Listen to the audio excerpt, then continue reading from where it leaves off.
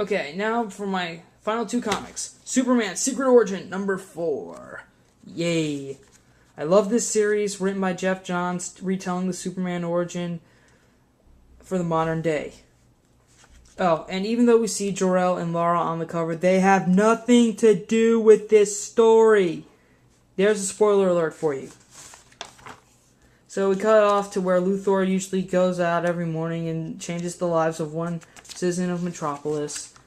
Then Luthor's going off, and his security guards point out that someone there is wearing a Daily Planet badge, and it's revealed to be Rudy Jones. And Luthor calls in Rudy Jones, and then Luthor asks them to bring him Lois Lane. Perry White goes to talk to Lois about the latest story about the Flying Man.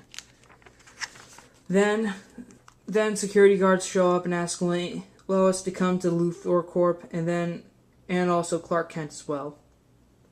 Then we have Rudy stealing some free donuts, and Luthor talking about how he's going to make his life better.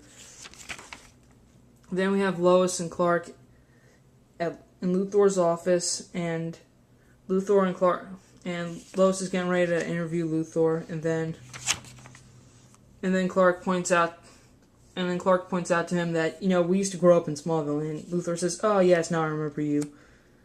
And then meanwhile, some scientists of Luthor Corp are carrying toxic waste, which gets on one of Rudy's donuts, which he picks up and eats, turning him into the Parasite. Then Clark notices that hears people calling for help with super hearing. Then all of a sudden, Parasite busts in.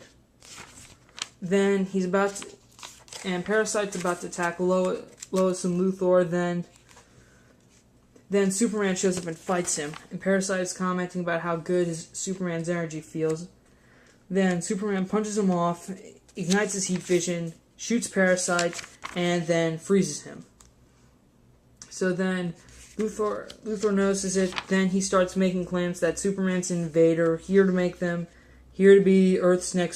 to be Earth's ruler. And then Superman flies away. And he's worried because he's hearing people saying, what if Luthor's right? I don't think he is human. So Superman sits on top of the Daily Planet roof. He looks and sees a guy on the ledge, and he says, "Don't jump!" And it's revealed to be Jimmy Olsen, who's saying that he's had a lot of bad luck since coming here, that he doesn't have a job, no money, no friends, and that he's ready to move back to his hometown and dealing with his parents saying, "We told you so." So then Superman says, "Don't leave, Jimmy, because I hate to lose my one friend in Metropolis." Then Jimmy asks, "Could I take your picture?" And then Superman says, "Sure." And Jimmy says, "Hey, could you try putting your hands on your hips?" Okay.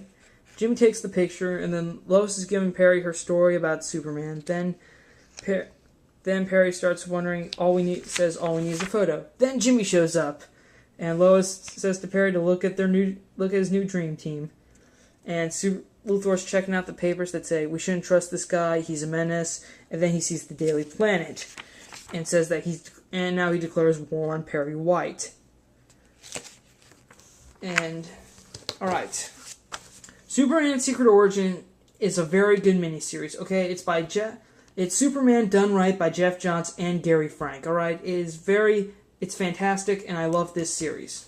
So, if you're a Superman fan, a Jeff Johns fan, pick it up. It's very entertaining. Next up, Green Lantern, number 50. Parallax, Rebirth. Alright. Coast City's suffering from a zombie attack. Who you gonna call? The Light Brigade. So then, alright, we have Barry Allen and St. Walker trying to free Jason Rush from Ronnie Raymond, who's Firestorm. Then we have Mera fighting Aquaman with her newly acquired rage powers. Then Hal comments that he's fine with Atom, Flash, Mera, and Wonder Woman having power rings, but he's not going to let Luthor and Scarecrow keep theirs for long. And while everyone's fighting zombies, we have Luthor and Fleas fighting over who gets the orange ring. Then the Spectre shows up and grabs Hal and attempts to make him into the Black Lantern Corps. And then Ganthet but then Ganthet and Syed save him, and Hal gets them out of the Spectre. And while they're fighting him, Scarecrow claims that he's happy he can feel fear again.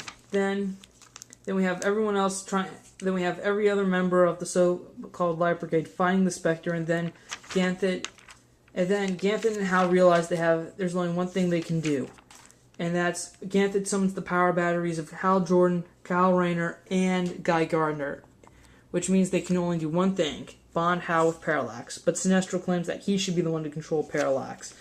So then, this is a cool double spread right here with Parallax being free. So then Hal gets to Parallax after fighting off Sinestro, but Carol almost stops him and says that, and Hal promises her that, he's going to be alright. So he kisses her and bonds with Parallax.